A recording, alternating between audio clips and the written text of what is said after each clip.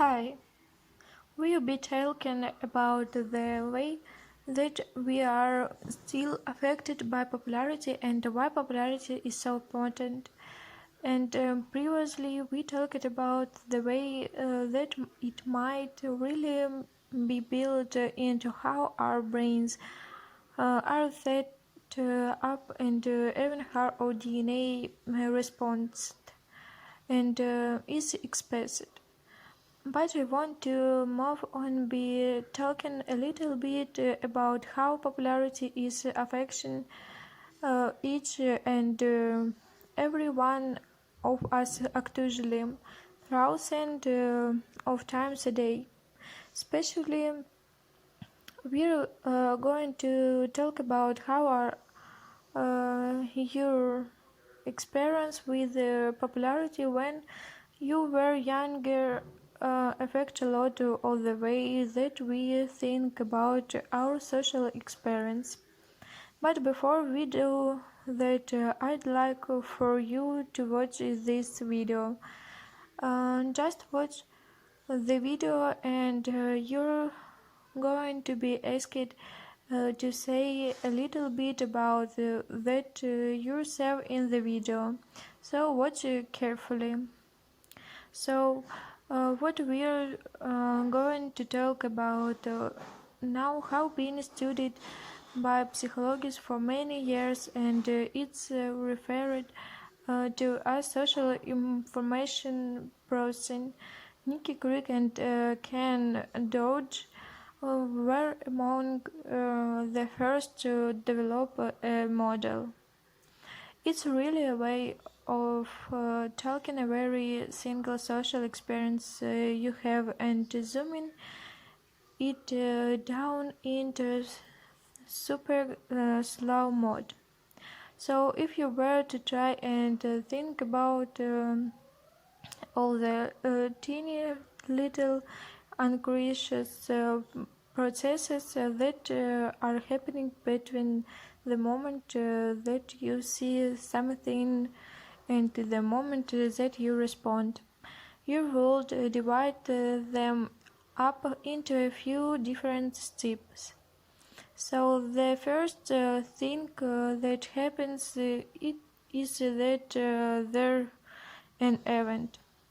This could be a bit even like something breaks up with you, or it could be a tiny little event like you're walking through a crowd and someone nubs at you. Very subtle. It turns out that in order for us to respond to that event, there are many little steps that happen, and the first one is whether or not we encode that event. So, for instance, if you were walking through a crowd and someone notices at you, you might not very answering emails. Or you might be assuming that no one is interested in looking at you, so you don't really even attend to what happens. It's very common for professors to talk about teaching in their class and rather than noting all the students that are looking at that and kind of nodding. They really tend to focus on just those students that are looking down and clearly are down Facebook while they're lecturing. And that's really a great example of Sue according. The idea that they tend to even just notice something more than other and actually don't even to see other thing in the visual field at all. Well, once we see something Once we've encoded something and we said that your brain has brought it to some attention to us. We select one of those responses again super fast. We're not even aware we're doing it. Then we follow through on that with the response an estimate. So, in other words, we decide to act out what is that we say, that we throughout everything that we want to do, and once we respond that over produces a new event. So, for instance, if this all started by someone nodding at you and you end up deciding to nod back, that might lead to them wowing or saying hi or something like that. If you decided instead to do something right to them that might lead to some thought of even there, it would start a whole new cycle, and it happens again and again. Well, all of this happens based on all of your prior experience. So every single experience that we had socially is stored in a database. And this actually good brain research to say that when we look at how people respond to things, it often is involving centers of your brain involved in autobiological memory. So we are very directly drawing upon this old experience, particularly as it turns out, experience with popularity as a way to understand how every social experience happens to us very single day to day. And sometimes we think about those steps very especially. We'll talk about that in a second, but first, let's talk about an example where we might see this play out. And I'm going to show you three different pretend people and how they might respond to a similar event. So, for instance, imagine that something walks by, they look at you, they smile, and they diddle a little bit. All of this happens based on all of your prior experience. So every single experience that we had socially is stored in a database. And there's actually good brain research to say that when we look at how people respond to things, it often involving centers of your brain involved in autobiological memory. So we are very perfectly drawing upon this old experience, particularly as it turned out experience with popularity as a way to understand how very social experience happens to us a very single day to day. And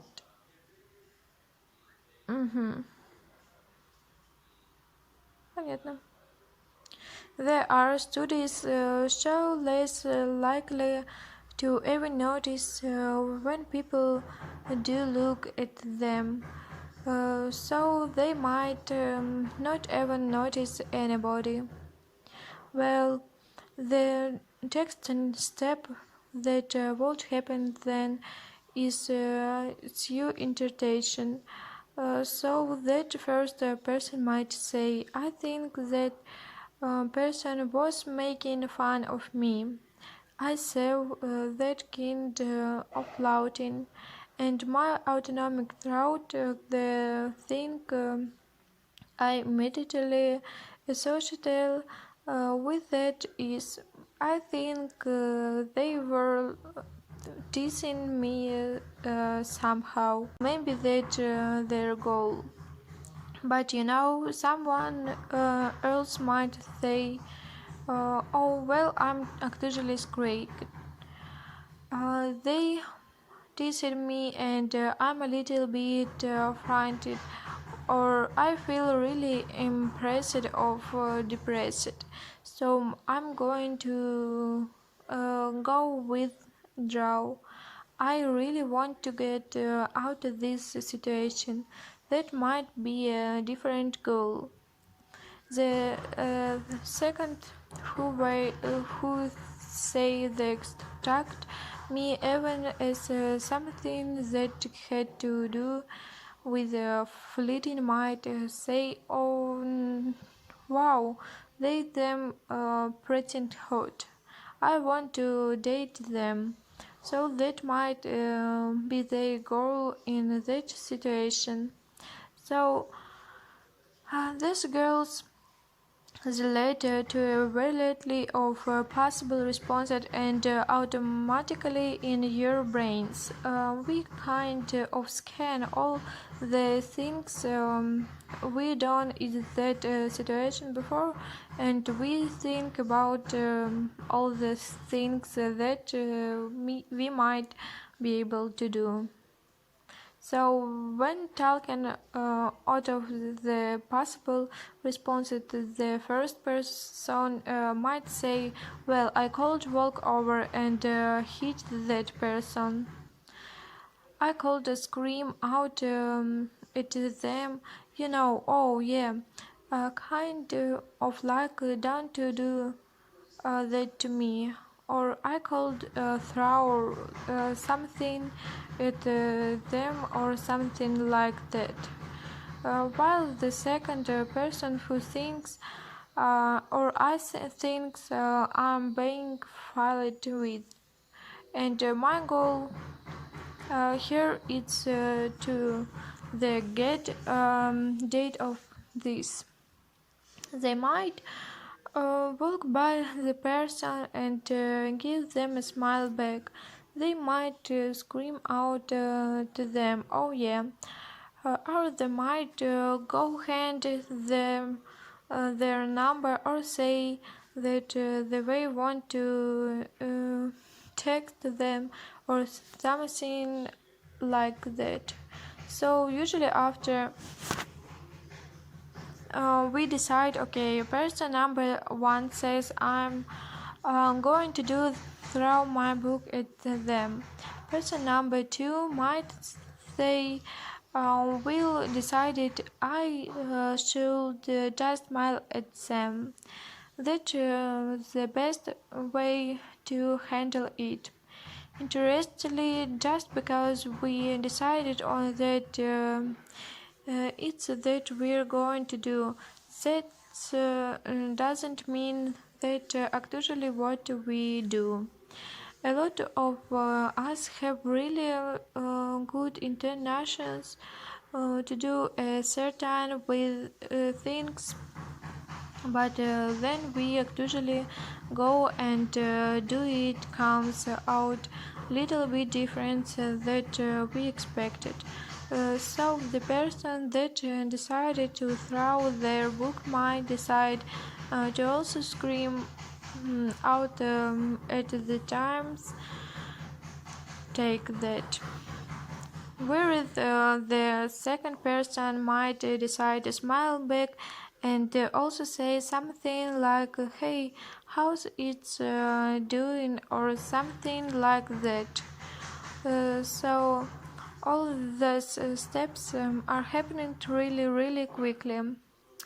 And what's interesting is that the person by all those things occur are because of the experience we had before, and specifically the experience we had with popularity.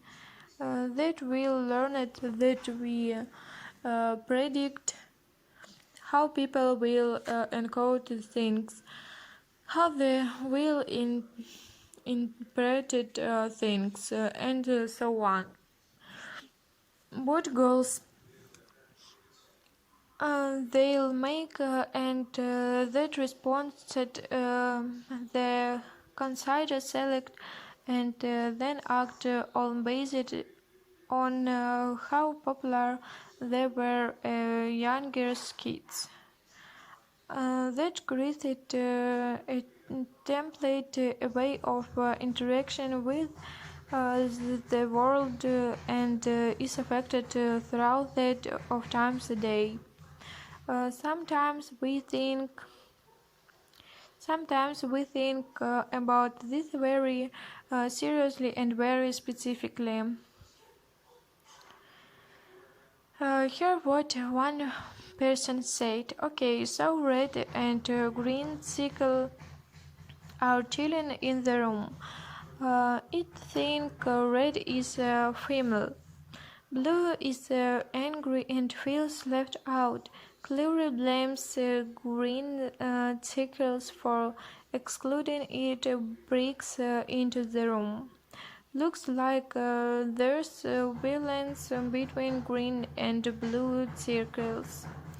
Another person said blue banged on the door and forced it open. Blue is very mad, buzzing all over the place. Green faced up to blue. Blue and green fought. Green and red left the room and closed the door on blue. You can tell look at some of this. There, one of my favorite blue busted down the box in a violent narcissistic rage, and then provoked green into a flight.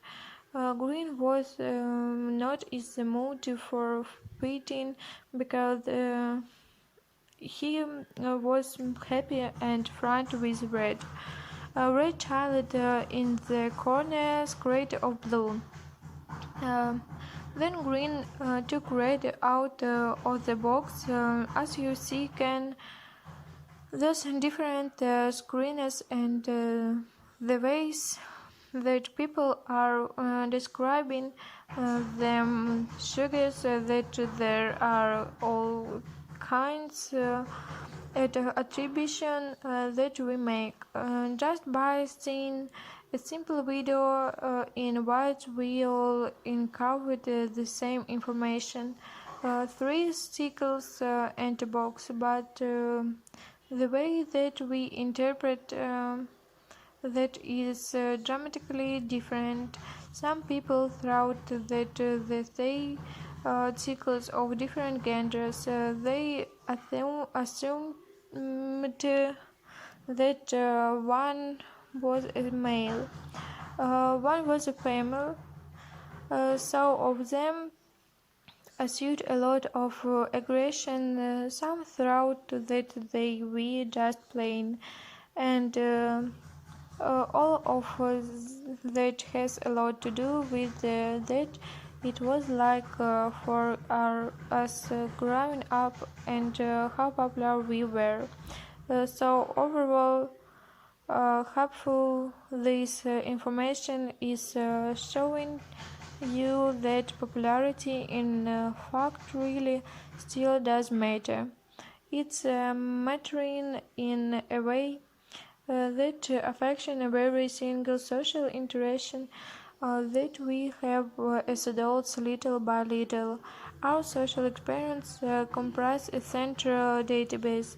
We can change that database over time, but the database is overwhelmingly filled with experience that happened. So the experience we had as adolescents, which we mostly care about popularity back then, they're the most important parts of that database, which is why popularity plays a really big role. And that point, that database tells us what we even see in the world around that we hear, how we interpret that, what goals we make, and what behavior we think about. We select and we decide to act on. We all have based whether you're very very popular or you are very unpopular. We all have different bases. The question is that basis to you have, and are those basic things that are helping you in life or are hurting you and holding you back. In the next video I talk a little bit about some very common bases that we see, particularly among those who had trouble with popularity, and we'll talk about how those bases have affected people in adulthood.